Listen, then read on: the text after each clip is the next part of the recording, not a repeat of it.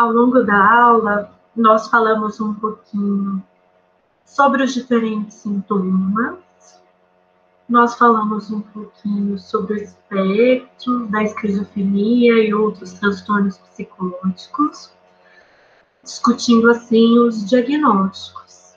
Agora, neste vídeo final, a ideia é a gente relacionar esses sintomas que a gente discutiu e os diagnósticos que a gente apresentou com como é a experiência de alguém que recebe o diagnóstico de esquizofrenia.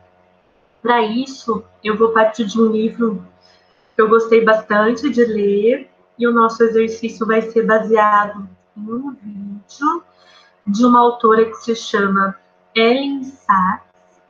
Ela foi diagnosticada com esquizofrenia quando ela cursava filosofia, ela estava nos últimos anos de filosofia, e desde então ela recebeu diferentes tratamentos. Ela conta principalmente sobre o tratamento psiquiátrico, os medicamentos que ajudaram bastante a atenuar os sintomas positivos, as alucinações e os delírios, e também o quanto a psicoterapia, no caso dela, de abordagem psicanalítica, né, várias vezes por semana, foram ajudando a se organizar, a lidar com o transtorno, a compreender quais eram as manifestações desse transtorno e a se fortalecer no sentido de como lidar com formas de adoecimento, formas de sofrimento que vão para além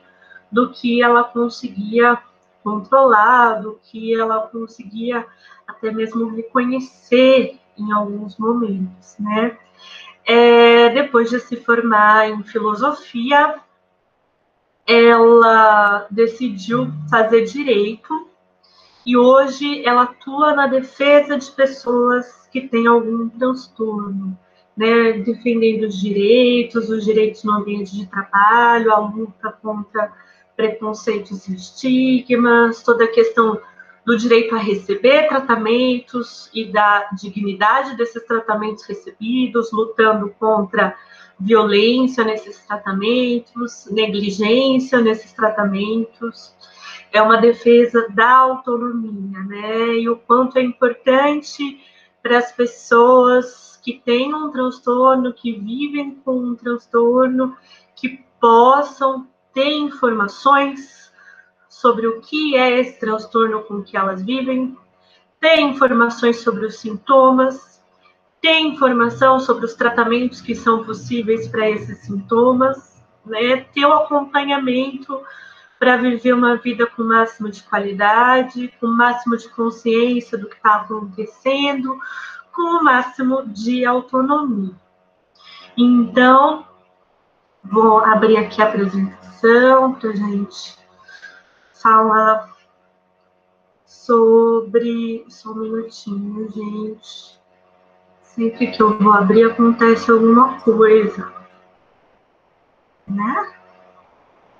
Mas a gente vai vivendo e aprendendo. Aqui, sobre a esquizofrenia, comecei o compartilhamento, vou colocar em tela inteira, não vou ir direto para o exercício, calma, vamos lá. Tá aqui, vamos falar mais sobre a esquizofrenia. Aqui está a primeira parte do diagnóstico de esquizofrenia que eu coloquei para vocês após o primeiro vídeo. É o diagnóstico do DSM-5. E eu acredito que compensa que a gente leia mais uma vez. Então, vamos lá. O item A é que 2 ou mais dos itens a seguir, então tem que ter pelo menos 2, e cada um presente por uma quantidade significativa de tempo durante um período de 1 mês. Em 1 mês é preciso que tenha aparecido algumas vezes, numa quantidade significativa. Pode ser menos se recebeu o tratamento e foi tratado com sucesso, né? Pelo menos um deles deve ser 1, 2 ou 3. Não pode ser apenas 4 e 5. 1, 2 e 3 são delírios, alucinações e discurso desorganizado, que nós falamos nos vídeos anteriores, né? Junto com esses sintomas, que são os mais conhecidos em relação à esquizofrenia, tem também a questão de um comportamento grosseiramente desorganizado ou catatônico. Existem pessoas, né, que o comportamento motor, ele fica paralisado. A pessoa, ela se mexe muito pouco, quase não se mexe. Existem pessoas que repetem movimentos estereotipados, né? E principalmente quando você percebe que esses movimentos que são repetitivos, seja num sentido de lentificação, seja num sentido de aceleração, eles são sem propósito, sem finalidade. O comportamento motor acontece pelo comportamento motor. E o item 5 são os sintomas negativos, que, como a gente falou nos vídeos anteriores, estão presentes em vários outros transtornos, e não só em quadros caracterizados como transtornos, mas em diferentes momentos da vida de muitas pessoas, né?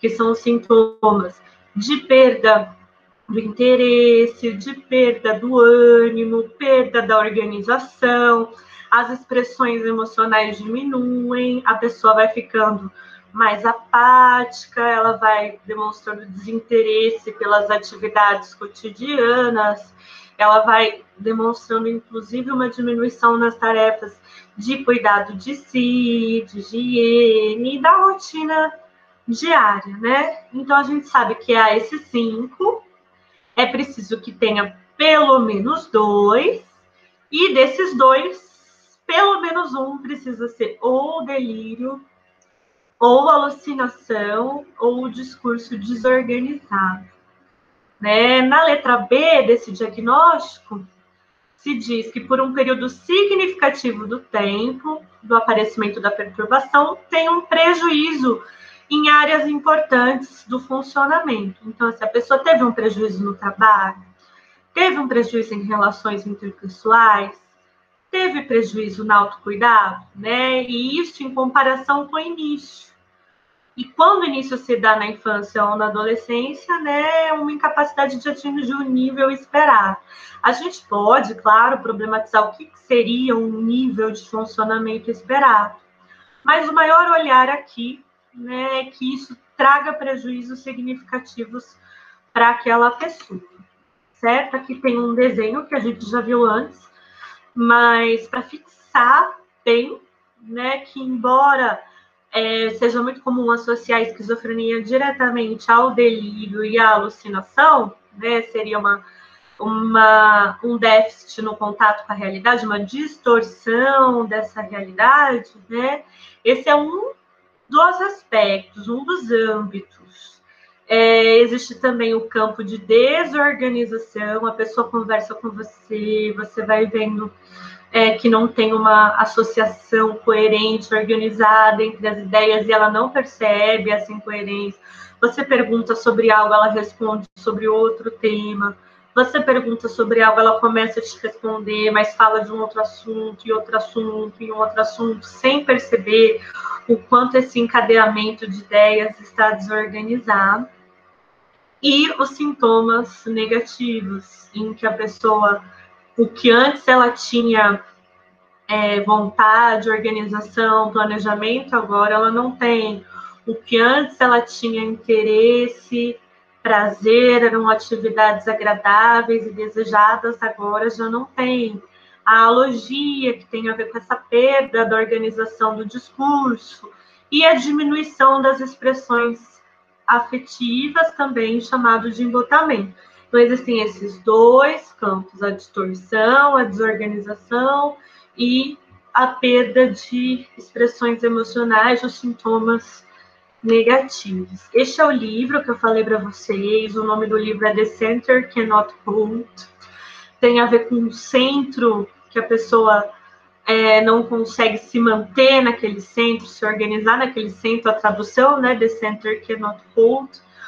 Hold, em inglês, é uma palavra que remete a segurar, no sentido de segurança, no sentido de suporte, no sentido de acolher mesmo, né? De conseguir estar ali com o centro nas mãos, seguro, né? E essa é a Ellen Sachs, aqui é o vídeo que vocês vão assistir para fazer o exercício, né? E ela se apresenta dizendo, bem, eu sou uma mulher com esquizofrenia crônica. Ela foi diagnosticada com esquizofrenia crônica.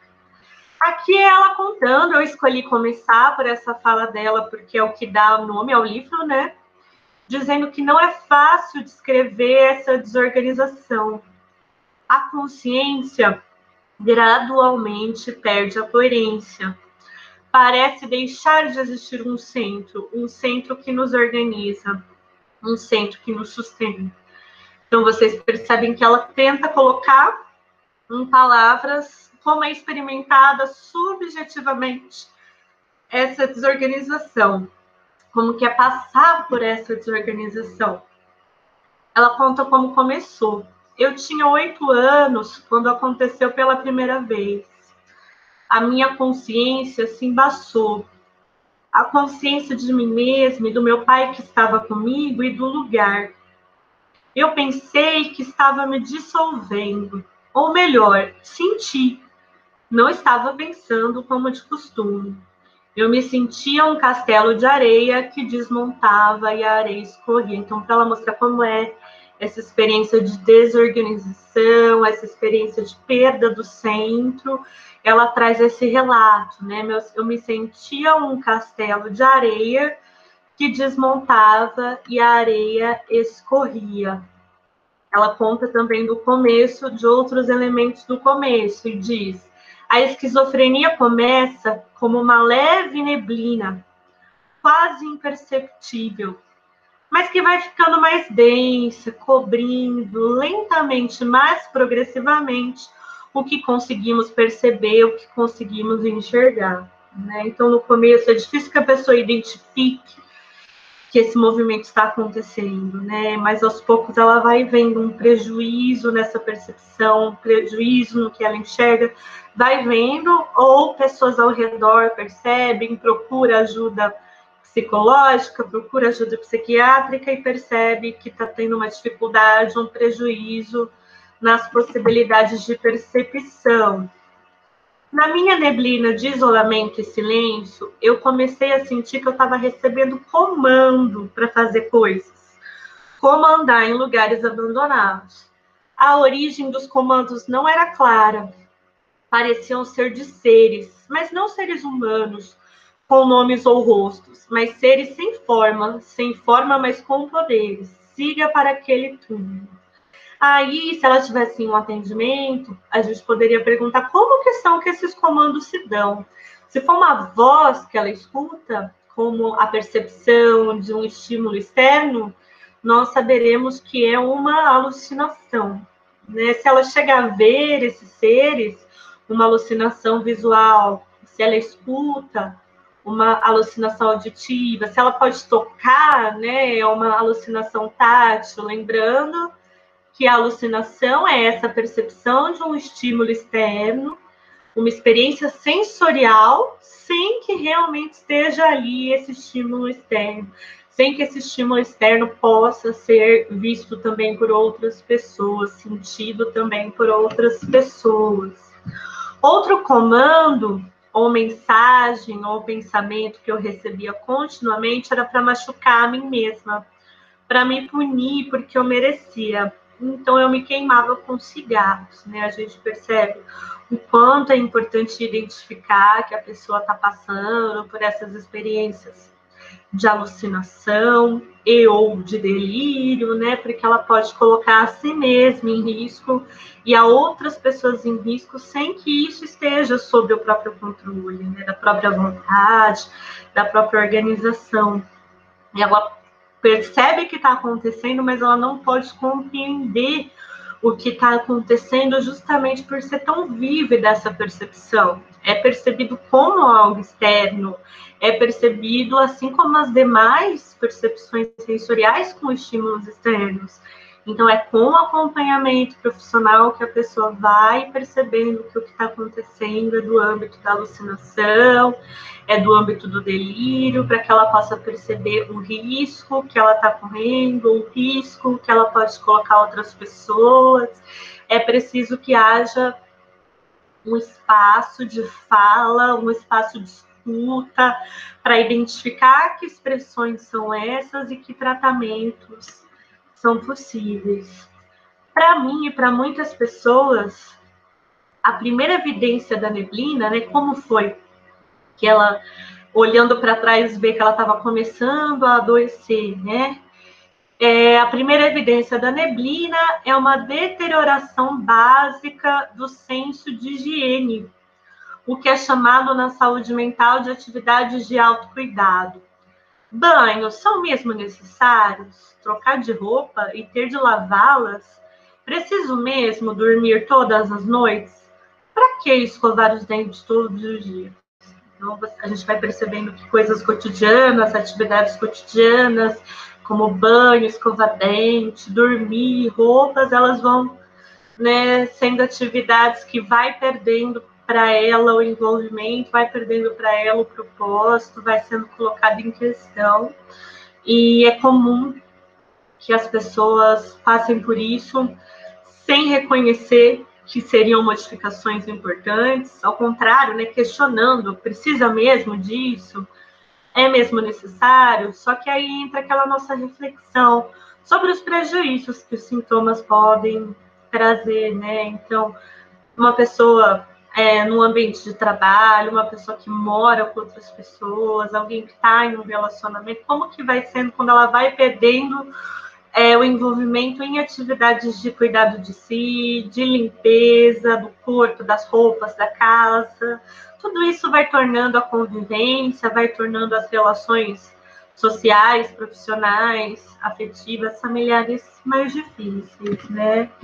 Eu pensava, essa fala que eu vou ler agora tem muito a ver com o nosso papel, o papel da psicologia, o nosso papel de informar as pessoas sobre o que são os transtornos, informar as pessoas sobre os sintomas, sobre a importância de um acompanhamento profissional, sobre o quanto existem, sim, tratamentos hoje, e esses tratamentos podem dar condições com uma qualidade maior de vida, né? Porque muita gente se culpa, se condena, se cobra, se envergonha de apresentar sintomas, de ter desenvolvido ou estar desenvolvendo um transtorno. Existe todo um preconceito, aí um estigma que acaba se internalizando.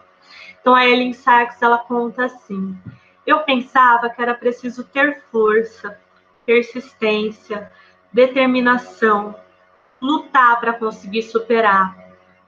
Que me render ao que estava acontecendo seria fraqueza, seria fracassar. Mas essas ideias negligenciavam algo que faz parte de ser realmente humana. Nem tudo pode ser conquistado pela própria vontade. Há forças que estão além do nosso alcance, além do nosso controle e também além da nossa compreensão.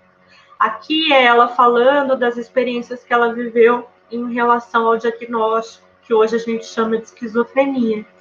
Mas em vários sofrimentos psíquicos, em vários quadros de sofrimento que a gente tem os diagnósticos para nomear, as pessoas, elas se condenam, elas se culpam, elas se envergonham, elas não procuram ajuda por essa crença muito difundida da força de vontade, do eu preciso ser capaz, do eu preciso dar conta, depende só de mim. E isso, gente, vai intensificando o sofrimento vai prejudicando mais áreas da vida, por como dificulta que a pessoa converse com alguém sobre isso, dificulta que a pessoa confie nos recursos possíveis hoje de acompanhamento, de cuidado, né? Então, o quanto sermos seres humanos significa que sim, que há formas de sofrimento que a gente não consegue lidar sozinho, não consegue lidar a partir do esforço, da persistência, da vontade, mas que não há nada de errado nisso. né? Porque há formas de cuidado, e com esse cuidado, a continuidade desse cuidado, a consistência desse cuidado, nós podemos sim melhorar. E então, ela também coloca uma imagem, né, da esquizofrenia, o quanto é preciso levar esse conhecimento, essa conscientização às pessoas, de você ter um diagnóstico de esquizofrenia significa um quadro de sofrimento que você lida e que você cuida, né? Não significa que você apresenta sintomas o tempo inteiro. Então, ela diz, o mal entendido comum é que pessoas esquizofrênicas são psicóticas, estão psicóticas o tempo todo, estão delirantes, com alucinação o tempo todo. A maioria, como eu, não estão. Quando estou sintomática, sobre de delírios e alucinações, meu pensamento se torna confuso e desorganizado. Escrevendo, eu procuro quebrar algumas distorções e estigmas sobre o que é ser esquizofrênica, né? Tendo acompanhamento, tendo os recursos de tratamento e de cuidado, a pessoa ela vai aprendendo a identificar os momentos em que esses sintomas que esses sintomas se intensificam para cuidar deles, né? Se for preciso alterar alguma coisa na medicação, se for preciso ficar em observação em relação à terapia, né? Aprender a se observar, aprender a identificar tudo isso, o processo psicoterapêutico auxilia. Não quer dizer que o tempo inteiro a pessoa está apresentando sintomas, mas receber um diagnóstico significa esse campo de expressões do sofrimento, esse campo de expressões que essa pessoa vivencia, é importante que receba um cuidado. E o nosso exercício de hoje, vocês assistiram o vídeo da Ellen Sachs, que eu vou colocar aqui abaixo, e após assisti-la falando sobre como é viver com esquizofrenia, vocês vão dar um exemplo de um sintoma negativo e um sintoma positivo que vocês identificaram no relato da Ellen Sachs. Ok? Lembrando que no decorrer da aula nós explicamos o que são os sintomas negativos, o que são os sintomas positivos da esquizofrenia. E a letra B, comente sobre o que mais chamou a atenção no vídeo e ou sobre o que gostaria de saber mais. Vocês podem falar o que chamou a atenção, podem falar algo que gostariam de saber mais, ou quem tiver os dois pode falar os dois. Certo? Esse é o nosso exercício de hoje. E é assim que a gente finaliza a nossa aula sobre esquizofrenia. Às 9 nos encontramos no Meet. Quem quiser conversar sobre os conteúdos e tirar